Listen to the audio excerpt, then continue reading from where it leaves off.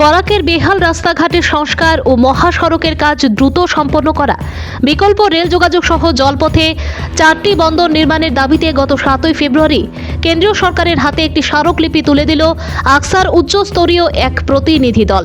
রবিবার শিলচর প্রেস ক্লাবে আয়োজিত এক সাংবাদিক সম্মেলনে বক্তব্য রাখতে গিয়ে সংস্থা প্রমুখ রূপম নন্দী পুরকায়স্থ জানান, রাজধানী দিল্লিতে গিয়ে সংস্থার প্রতিনিধি দলটি বরাকের যোগাযোগ ব্যবস্থা আধুনিকীকরণের দাবি জানিয়ে কেন্দ্রীয় সরকারের হাতে পৃথকভাবে বিভিন্ন স্মারকলিপি তুলে দিয়েছে।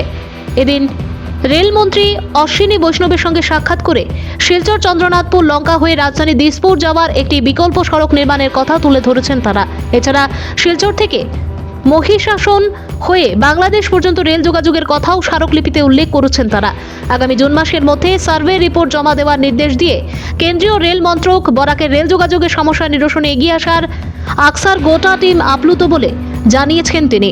রূপম নন্দী আরও জানান, বালাছড়া থেকে হারাংজাও পর্যন্ত স্বরাষ্ট্র মহাসড়কের কাজ যুদ্ধকালীন অবস্থায় সম্পন্ন করার পাশাপাশি বিকল্প সড়ক নির্মাণের দাবিতে কেন্দ্রীয় পরিবহন মন্ত্রী নীতিন গাডকারির দৃষ্টি আকর্ষণ করেছে সংস্থার প্রতিনিধি দলটি। এদিকে জলপথে 4টি বন্দর নির্মাণের দাবি জানিয়ে আকসা কেন্দ্রীয় জাহাজ ও আয়ুষ মন্ত্রী সর্বানন্দ সোনোয়ালের হাতেও একটি স্মারকলিপি তুলে দেন। বিষয়টি গুরুত্ব সহকারে নিয়ে কেন্দ্রীয় মন্ত্রী সর্বানন্দ সোনোয়াল বরাকের করিমগঞ্জ ও বদরপুর ঘাটে শীঘ্রই দুটি বন্দর নির্মাণের কথা ঘোষণা করবেন বলে আকসার প্রতিনিধি দলকে আশ্বাস দিয়েছেন। বরাক উপত্যকার যোগাযোগ ব্যবস্থাকে আধুনিকীকরণের রূপ দিতে কেন্দ্রীয় সরকারের বিভিন্ন মন্ত্রণালয়ে সাড়া দিয়ে এগিয়ে আসায় গোটা উপত্যকা উন্নয়নে চরম শিখরে ইতিহাস রচনা করবে বলে আশা প্রকাশ করেছে আকসার মুখ্য উপদেষ্টা রূপম নন্দী পুরকায়স্থ। বরাক উপত্যকার বেহাল রাস্তাঘাট এবং সেই সঙ্গে রেল যোগাযোগ, সড়ক যোগাযোগ এবং জল যোগাযোগ অত্যাধুনিকীকরণের জন্যে আমরা দিল্লি গিয়েছিলাম। আমরা গত 7 ফেব্রুয়ারি রেলমন্ত্রী অশ্বিনী বৈষ্ণবজির সঙ্গে দেখা করে বরাক উপত্যকার বিকল্প রেল সড়ক শিলচর চন্দ্রনাথপুর লঙ্কা বিকল্প রেলপথের জন্য আমরা দাবি জানিয়ে একটা স্মারকলিপি দিয়েছি। সেই সঙ্গে শিলচর থেকে গৌহাটি যে ট্রেন যায় সপ্তাহে 3 দিন, সেটা প্রতিদিন ডেইলি বেসিস করার জন্য আমরা দাবি জানিয়েছি।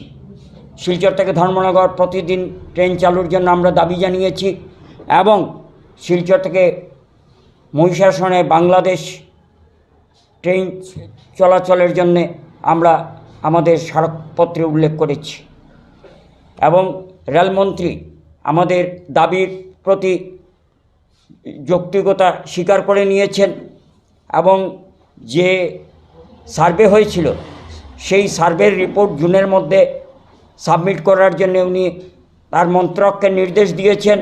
আমরা অভিভূত এবং আমরা মনে করি যে আমাদের রেলের ব্যাপারে অশ্বিনী বৈষ্ণবজি যেভাবে এগিয়ে এসছেন, এইভাবে এগিয়ে এলে আমাদের খুব দ্রুত গতিতে আমরা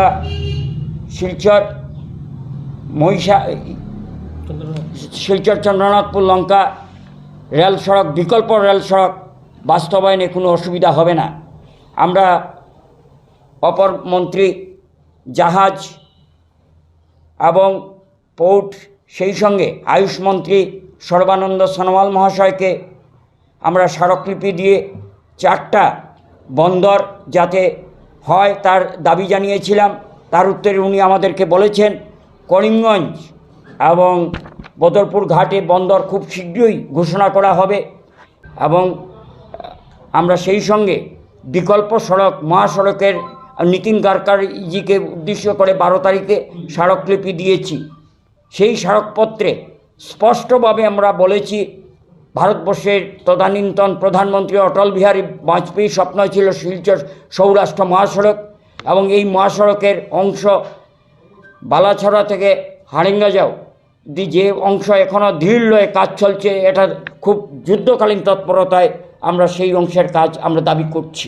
আমরা শিলচর থেকে বিকল্প সড়ক অর্থাৎ আমরা আমাদের জমির মধ্য দিয়ে যাতে রাজ্য রাজধানী দিসপুর যেতে পারি তার জন্য আমরা বিকল্প সড়কের কথা উল্লেখ করেছি এবং যেহেতু বিভাগীয় মন্ত্রী ছিলেন না, বিভাগীয় মন্ত্রীর হয়ে দীপক সিন্ধে ওনার minister road transport and highways secretary Deepak Shinde সেই আমাদের মেমোরেন্ডামখানা গ্রহণ করেছেন। উনি বলেছেন মন্ত্রীজি এলে আমি সেটা ওনার কাছে তুলে ধরব এবং আমরা মনে করি যদি আমরা দিল্লি না যেতাম তাহলে আমাদের সমস্যার কথা দিল্লির দরবারে তুলে ধরা সম্ভব ছিল না।